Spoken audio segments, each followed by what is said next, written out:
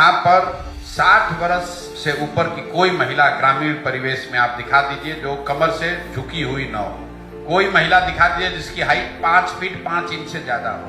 इतना माल न्यूट्रिशन है, इतना स्टारवेशन है नीचे। लोगों के शरीर में कैल्शियम और हीमोग्लोबिन की कमी की वजह से 50-55 आते आते लोग 70 का दिखने लगते हैं। गांव देहात में लोग कहता है गरीब आदमी जल्दी बूढ़ा हो जाता है। बिहार में पर कैपिटा इनकम है 35,000 रुपीज पर एनम। देश का एवरेज पर कैपिटा है 1,40,000।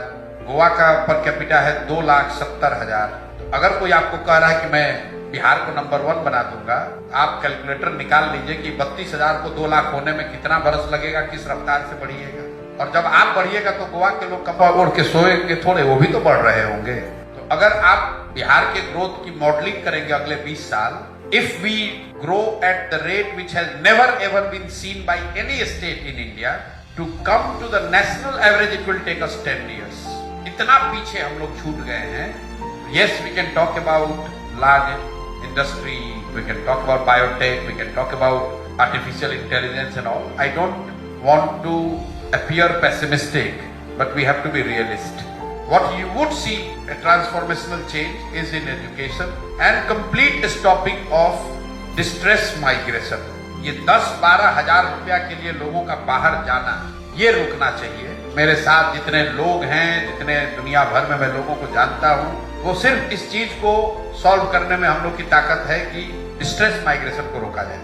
क्योंकि जब आपका बच्चा बाहर जाता है और जानवरों की तरह कहीं काम करता है, तो आप बिहार और बिहारी प्राइड ये सब की बात मत कीजिए।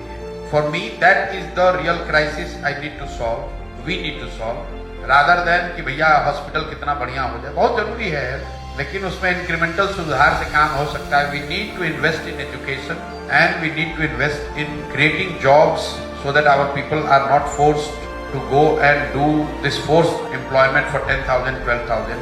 It's inhuman. Crisis है, लेकिन resources are always finite.